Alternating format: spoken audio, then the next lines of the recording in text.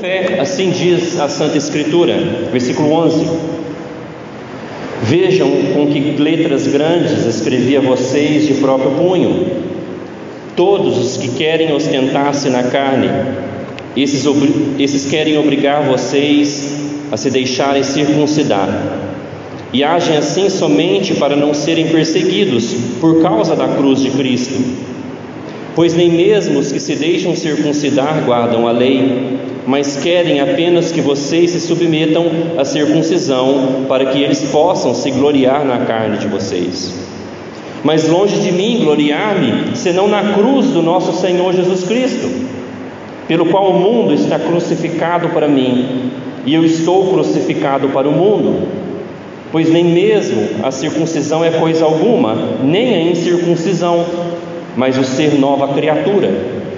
E a todos os que andarem em conformidade com esta regra, paz e misericórdia seja sobre eles e sobre o Israel de Deus. Quanto ao mais, ninguém me moleste, porque eu trago no corpo as marcas de Jesus. Vamos orar mais uma vez. Senhor, marca o nosso coração essa noite com a Tua palavra, pelo Espírito Santo. Em Teu nome, Jesus, faça isso para a Tua glória.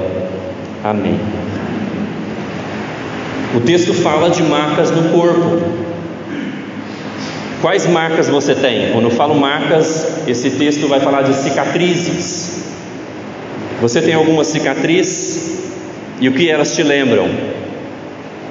Provavelmente você tem alguma cicatriz de alguma travessura quando você era criança. Diz que hoje as crianças não quebram mais o braço, não tem cicatriz, né? Porque elas ficam muito no telefone. É mesmo, né? Parece que tem tempo que a gente não vê uma criança com o braço engessado, né? Mas você tem algumas marcas da cicatriz? A minha mãe passou lá em casa hoje e eu perguntei para ela, ela falou: você tem uma cicatriz no braço? Eu falei: é mesmo. E o que foi? Minha mãe estava passando roupa e aquele ferro na época de carvão, e ela: sai daí, menino. E eu não saí, levantei e pus a mão no ferro. Até hoje tem a marca de cicatriz. Tem uma cicatriz também grande na perna, que eu tive um acidente de moto. Quais cicatrizes você carrega no seu corpo? E o que elas te lembram? Esse texto vai falar de o apóstolo cicatrizado, digamos assim. O apóstolo Paulo é um apóstolo marcado. Ele provavelmente era cheio de cicatrizes. Ele vai dizer, inclusive, em 2 Coríntios capítulo 11, 24 e 25, que ele tinha cicatrizes. Ele fala, por exemplo, que 5 vezes ele recebeu uma quarentena menos 1 de açoites. Um dos castigos de quebrar a lei era açoites, chicotadas. E diz que o apóstolo Paulo recebeu 5 vezes essa punição. Ele vai dizer em 2 Coríntios 11 que ele recebeu 3 vezes açoites, mas com vara. Lembra quando ele é preso e o carcereiro depois se converte? Diz que ali ele recebeu açoites com vara. Tanto que depois o carcereiro convertido lava as feridas de Paulo. Paulo vai dizer que ele uma vez recebeu tanta pedrada que jogaram ele para fora da cidade, como se fosse um cachorro morto. O apóstolo Paulo então deveria ter seu corpo todo marcado. Mas por quê? Porque ele pregava a verdade. E ao pregar a verdade ele incomodava o status quo religioso. Então ele era punido, não porque ele quebrava a lei de Deus, ele apanhava porque ele pregava a verdade de Deus. Meus irmãos, para você entender o contexto é importante. Naquela época tinha alguns judeus, e esses judeus queriam converter as pessoas ao judaísmo. Então a gente chama eles de judaizantes. E eles eram aproveitadores porque eles esperavam uma igreja estar estabelecida, e daí eles chegavam naquela igreja e começavam a falar que só a fé em Jesus não era suficiente. Eles falavam que as pessoas também tinham que se circuncidar. Circuncidar era a marca da velha aliança que os homens colocavam por ter aliança com Deus. Era uma marca mesmo no corpo, no órgão masculino. Então eles diziam mais ou menos assim: só crer em Jesus não é suficiente, vocês têm que se circuncidar. O problema é que ao se circuncidar, esses homens tinham que guardar a lei de Moisés, a lei cerimonial, porque a circuncisão era uma lei cerimonial. Então ao fazer isso, os homens tiravam a sua confiança da salvação em Cristo e de alguma maneira colocavam a sua confiança na salvação das suas obras.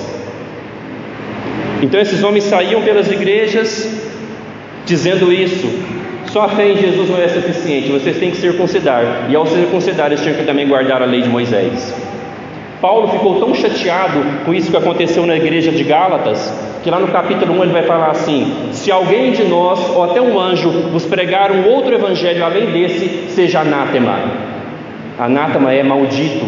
Ou seja, se alguém acrescentar, colocar algum adendo na mensagem do evangelho, essa mensagem é maldita. Como eu falei, a circuncisão era uma marca de quem tinha aliança com Deus. E essa noite, meus irmãos, esse texto nos diz: assim diz o Senhor para nós essa noite, que a verdadeira marca de um servo de Deus é ser uma nova criatura. A verdadeira marca de um servo de Deus, de alguém que tem aliança com Deus, é ter nascido de novo. Mas, meus irmãos, eu quero mostrar para vocês o que esses judaizantes faziam, para que a gente possa entender como eles agem hoje também no nosso contexto. De alguma maneira eles tentavam amenizar a mensagem do Evangelho. No versículo 12 fala que eles queriam que as pessoas se circuncidassem para que eles não fossem perseguidos por causa da cruz de Cristo. No versículo 13 fala que eles queriam se gloriar na carne das pessoas. Ou seja, esses pregadores desse falso evangelho, de alguma maneira eles queriam amenizar o poder da mensagem do evangelho. Eles queriam amenizar a mensagem do evangelho, porque o judaísmo era uma religião aceita naquela época, era uma religião legalizada.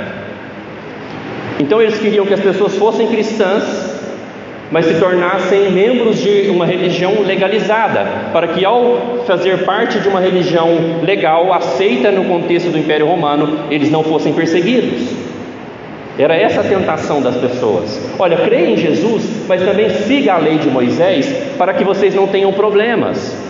Diz que eles faziam isso para não serem perseguidos por causa da cruz de Cristo. Mas, meus irmãos, o Evangelho ele não tem como se adequar a nenhuma religião humana, a nenhuma tentativa de ajudar a Deus para nos salvar. O Evangelho é totalmente contrário a toda religião humana, porque toda religião, meus irmãos, ela dá a glória aos homens, e só o Evangelho dá total glória a Deus na salvação dos homens. A religião vai dizer para você: você pode, você é capaz, você faz. Se você fazer alguma coisa para Deus, Ele vai te dar em troca. Mas o Evangelho diz o contrário. O Evangelho verdadeiro diz: você não é capaz, você está perdido, você merece a condenação, a punição de Deus, mas Deus, pelo seu amor e pela sua graça, te salva. Então, ao tentar ser salvo de alguma maneira pelas suas boas obras, o homem é exaltado. Mas o Evangelho humilha o homem e exalta a Deus, porque só Ele salva. É Ele que escolhe, é Ele que regenera o coração, é Ele que atrai o pecador.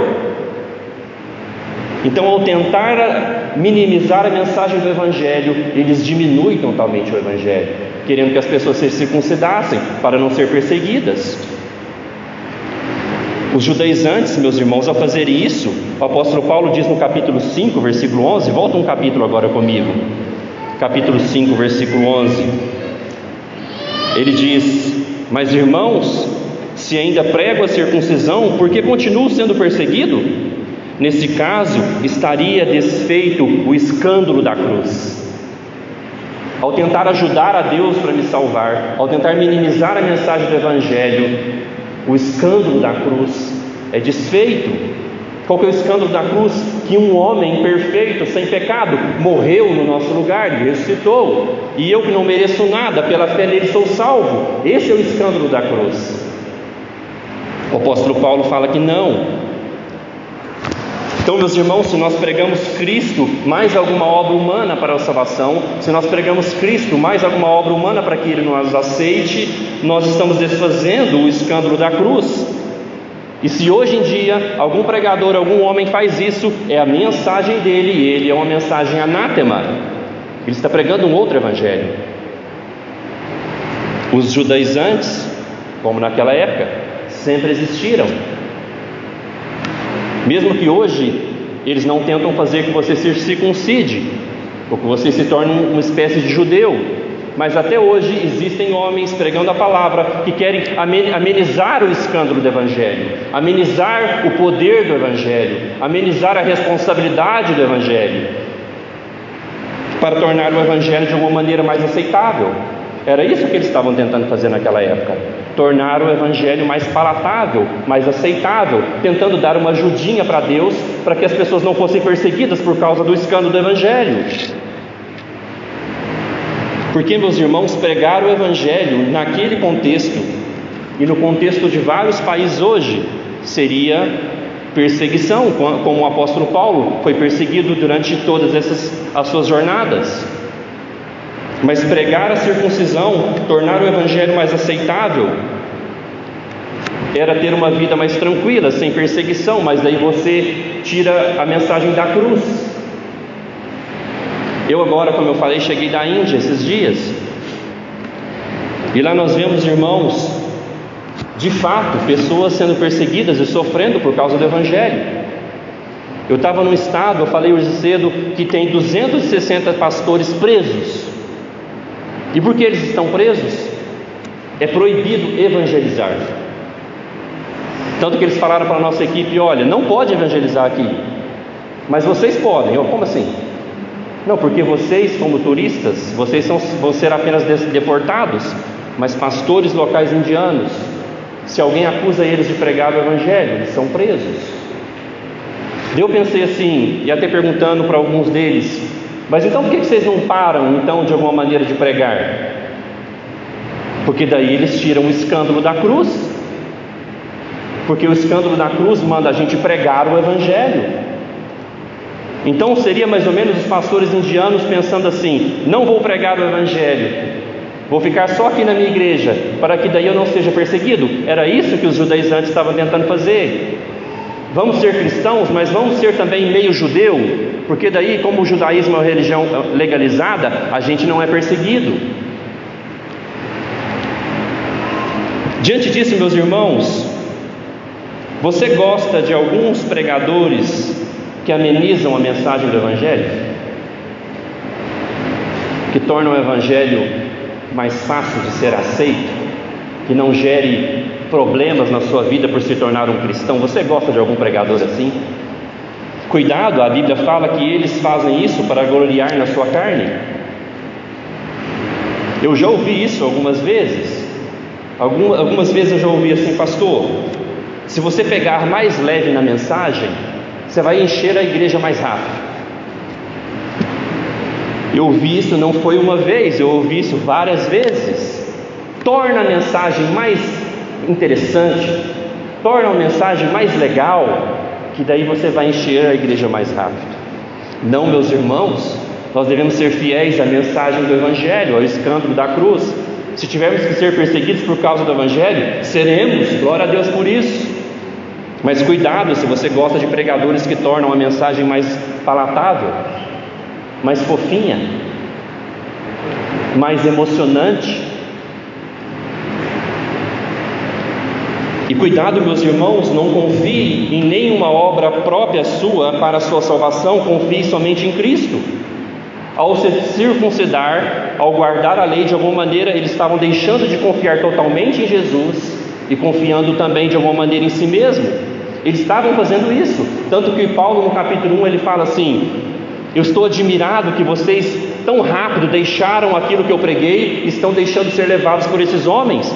Muitos dos Gálatas já tinham se circuncidado, já tinham se deixar levar por essa mensagem desses homens. Não confie na sua justiça própria.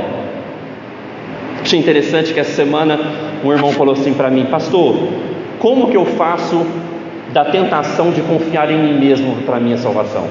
Achei tão sincera isso. Você confia em alguma obra sua para Deus te aceitar? Você acha que porque você não fuma, não bebe, é um bom profissional, é um homem ético? Você acha que porque você vem à igreja, porque você dá o dízimo, você acha que por alguma obra sua Deus te aceita por isso? Não, meus irmãos, as nossas melhores obras perante Deus são sujas. Sabe por que Deus nos aceita? Somente por causa das obras de Jesus a nosso favor. Somente a fé em Cristo nos justifica. Deus só nos aceita como filhos por causa de Jesus Cristo. Nenhuma boa obra nossa é digna de Deus nos aceitar por elas. Era isso que os judaizantes estavam pregando. Confie unicamente em Jesus. Não confie nas suas obras. Mas, meus irmãos, o apóstolo Paulo, rebatendo esses homens, olha o que ele diz no versículo 14: mas longe de mim gloriar-me, senão na cruz de nosso Senhor Jesus Cristo, pelo qual o mundo está crucificado para mim, e eu estou crucificado para o mundo. Paulo fala assim: eu não me glorio na lei de Moisés, eu não me glorio de ser um homem circuncidado, eu não me glorio de guardar a lei de Deus, eu me glorio unicamente na cruz do nosso Senhor Jesus Cristo. E ele vai falar que a paz e a misericórdia de Deus estão sobre esses. Quem tenta gloriar-se nas suas obras, quem tenta confiar em si mesmo, não tem a paz e a misericórdia de Deus. Mas aqueles que confiam e gloriam-se unicamente em Jesus Cristo, na cruz do Senhor, esses têm a paz de Deus, esses têm a misericórdia de Deus. É o que Paulo diz para nós no versículo 16. Ele fala: e a todos os que andarem em conformidade com esta regra, paz e misericórdia seja sobre eles e sobre Israel de Deus. E Paulo diz no versículo 14 que nós vemos a parte B: dessa maneira ele está crucificado para o mundo, e vice-versa. O mundo está morto para ele está morto para o mundo, e o mundo está morto para ele. E ele vai falar inclusive no versículo 15 que a circuncisão não vale de nada, e nem mesmo a incircuncisão, ou seja, ser um homem religioso não vale de nada, e ser um homem irreligioso também não vale de nada. Guardar regras não vale de nada, e deixar de guardar as regras também não vale de nada. A nossa relação com Deus não é de regrinhas, isso pode, isso não pode. Ou a nossa relação com Deus não é mundana, eu faço o que eu quiser. Não. Paulo vai falar que o que vale de fato é ser uma nova criatura. Porque a religião, as regras, a circuncisão, elas podem mudar até alguns hábitos na nossa vida, mas apenas o Evangelho pode mudar e causar que nós sejamos uma nova criatura. E isso, meus irmãos, Deus não faz pelas obras da lei. Isso Deus opera no nosso coração pela pregação da palavra. Passa comigo agora para o capítulo 3 para vocês verem. Capítulo 3, versículo 2 de Gálatas. Olha o que o apóstolo do Senhor diz, capítulo 3, versículo 2: quero apenas saber isto: vocês receberam o Espírito pelas obras da lei ou pela pregação da fé? Será que vocês são tão insensatos que, tendo começado no Espírito, agora querem se aperfeiçoar na carne? Será que vocês sofreram tantas coisas em vão? Se é que é verdade, foram em vão. Aquele que vos concede o Espírito e que opera milagres entre vocês, será que ele o faz pelas obras da lei ou pela pregação da fé? O apóstolo está falando: o que pode mudar o nosso coração, não apenas mudar os nossos hábitos, vem pela pregação da palavra, vem pelo Espírito Santo. E quando nós cremos na palavra, quando nós estamos em Cristo, você vai lembrar que o apóstolo Paulo diz em 2 Coríntios 5,17, ele fala: e se alguém está em Cristo, é nova criatura. As coisas velhas já passaram e tudo se fez novo. Então, meus irmãos, ser uma nova criatura é de fato a marca de um servo de Deus. Obviamente que nós vamos ver aqui que ser uma nova criatura vai ter marcas na minha vida, vai ter evidências na minha vida, mas a marca de um servo de Deus é ser uma nova criatura, não é guardar regras da lei de Deus. Pergunto para você: você já é uma nova criatura? Ou você que não é, talvez não tenha essa convicção, você quer ser uma nova criatura? Você quer ser uma pessoa transformada? O apóstolo está dizendo para nós que você não vai conseguir isso pela força do seu braço, você não vai conseguir isso pelas obras da lei, não é seguindo regras religiosas, não é seguindo as tendências do novo coach da moda, não é lendo um livro de autoajuda que você vai ser uma nova criatura. Você precisa de ajuda do alto para ser uma nova criatura. Você precisa dessa palavra para que a pregação dessa palavra gere em você ser uma nova criatura. E quando você for uma nova criatura, isso vai impactar toda a sua vida, vai impactar o seu casamento, a relação sua com a sua esposa e esposa com o marido.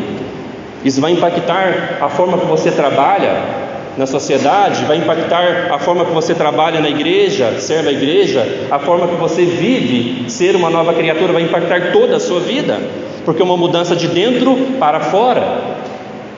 O que os judaizantes pregavam era uma mudança apenas externa, apenas uma marca no corpo.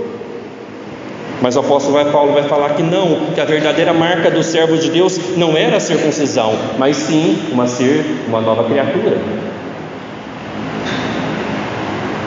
Mas para ser uma nova criatura, lembre-se, você tem que estar disposto àquilo que o apóstolo diz, a morrer para o mundo. É aí que pega para nós. Morrer para o mundo, e o mundo morrer para mim. O que é isso? Nós não vamos viver mais de acordo com os padrões desse mundo, nós vamos estar mortos para os anseios desse mundo, e esse mundo também estará morto para nós. Ou seja, ser uma nova criatura vai nos custar tudo, essa operação de Deus em nós vai nos custar tudo. O apóstolo Paulo falou tão bem isso no capítulo 2 sobre ser uma nova criatura. Veja no capítulo 2, no versículo 20. Capítulo 2, versículo 20, ele fala: logo, já não sou eu quem vive, mas Cristo vive em mim, e esse viver que agora tenho na carne, vivo pela fé no Filho de Deus, que me amou e se entregou por mim. Vejam, meus irmãos, que vai muito além de guardar regras da lei de Moisés. O apóstolo Paulo está falando: Cristo vive em mim, já não é eu que vivo. Então ter as marcas de Cristo vai te custar não apenas seguir regras religiosas, você vai ter que morrer para o mundo. Jovens, para você ser uma nova criatura, vocês vão ter que morrer para o mundo. Casais, idosos, você vai ter que morrer para o mundo, e o mundo morrer para você, para que Cristo viva em você. E ao ser uma nova criatura, não é apenas mudanças externas que eles queriam promover, é uma mudança de coração, uma mudança de mente, uma mudança de propósito de vida, uma mudança de sonhos, tudo agora de acordo com Jesus vivendo em você. Porque antes quem vivia era você mesmo, eram os seus desejos, os seus anseios, os seus sonhos, mas ser uma nova criatura agora é os desejos de Deus, é a ação do Espírito transformando de dentro para fora. Essa é a verdadeira marca do servo de Deus. Mas, meus irmãos, é interessante que Paulo faz um pedido à igreja. Alguém lê para mim em voz alta o versículo 17 enquanto eu tomo minha água.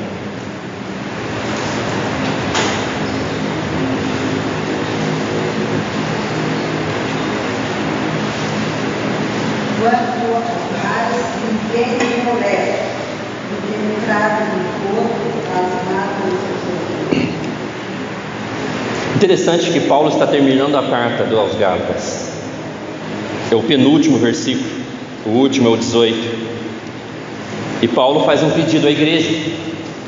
Essa palavra "ninguém me moleste", talvez em algumas traduções aí está "ninguém me perturbe", mas também está, essa palavra significa que alguém não tente me marcar, tipo, ninguém me bata mais com um chicote, que eu já apanhei muito. Ou seja, Paulo está falando que ninguém exija mais de mim, que ninguém me atrapalhe no ministério, porque eu já tenho as marcas de Jesus. Ou seja, cuidado para você não tentar perturbar alguém que já tem as marcas de Jesus e está caminhando como servo de Deus. Mas no caso ele vai falar que ele já tem as marcas de Jesus.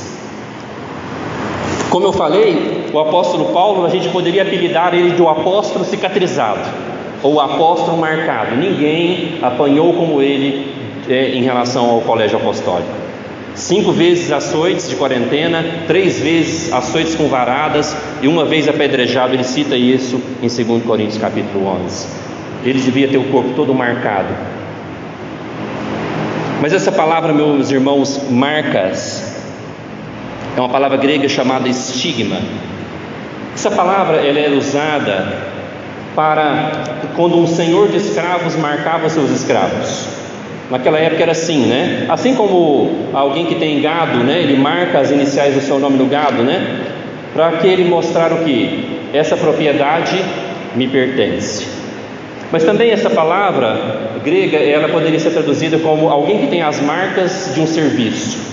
Já viu um trabalhador rural, a mão dele toda marcada, dura, né? Ou seja, marcado por causa do seu serviço. Então o apóstolo Paulo está falando assim: eu já tenho as marcas que eu pertenço a Jesus, o meu Senhor, como escravo dele, e eu já tenho as marcas de alguém que trabalhou e sofreu para Jesus.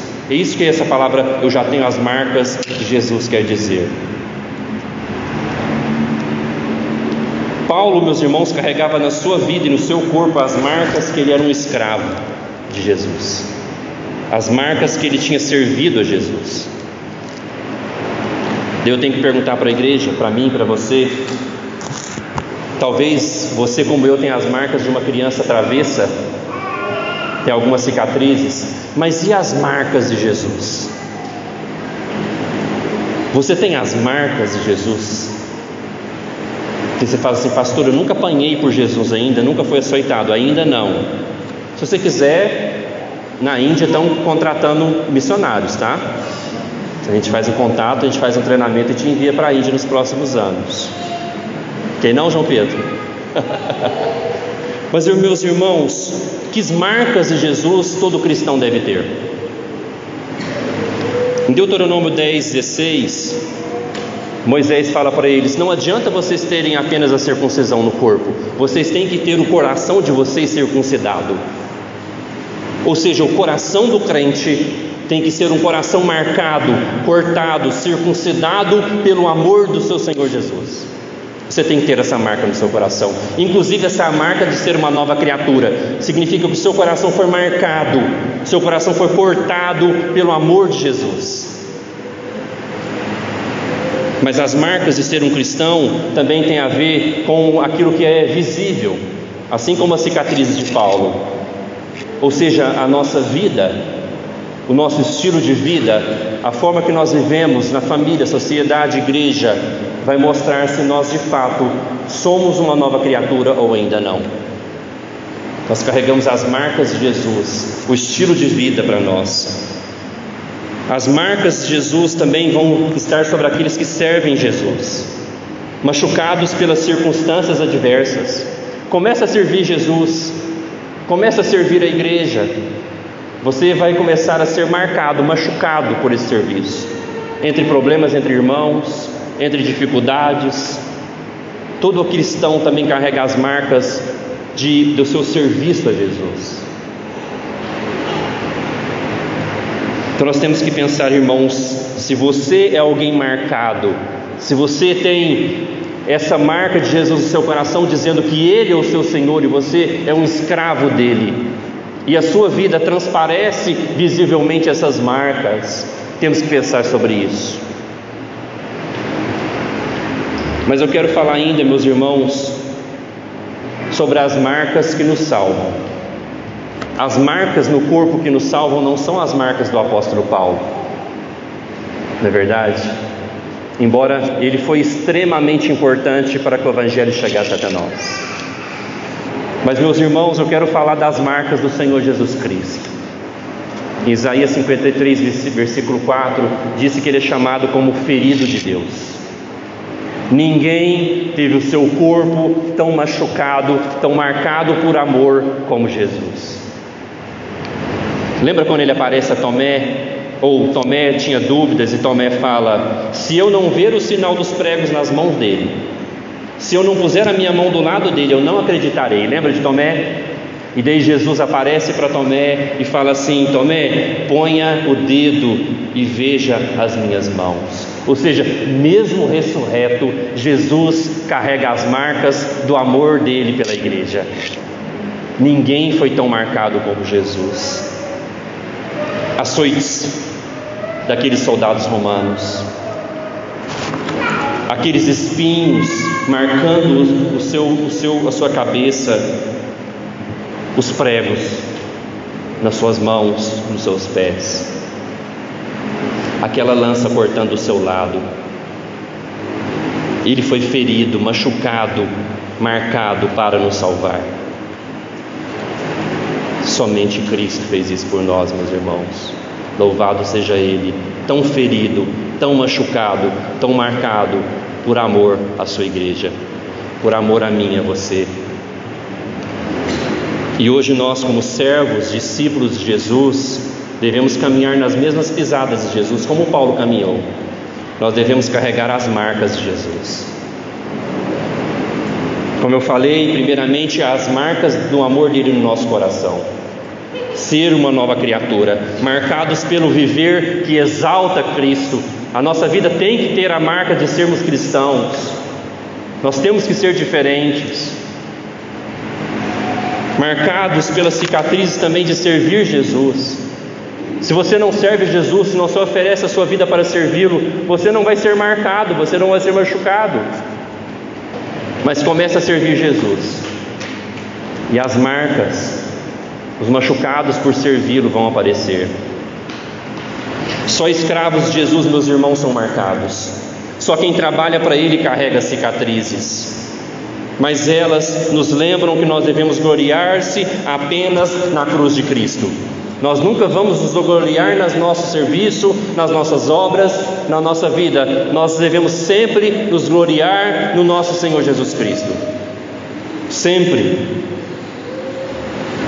Então, meus irmãos, essa noite eu concluo dizendo para você: creia na pregação e receba o Espírito de Deus. Creia na pregação da palavra e seja uma nova criatura. Daí você receberá as marcas do seu amor para sempre no seu coração, assim como Ele está marcado para sempre por amor a você. Creia na palavra de Deus, creia nessa mensagem que salva, creia no escândalo da cruz. Você não pode nada, você não tem nada, você merece a condenação de Deus, mas Ele te amou e mostrou o seu amor naquela cruz, sendo marcado por você. Creia nessa mensagem, seja uma nova criatura, receba as marcas de Cristo no seu coração, mas também na sua vida de serviço a Ele. Oremos.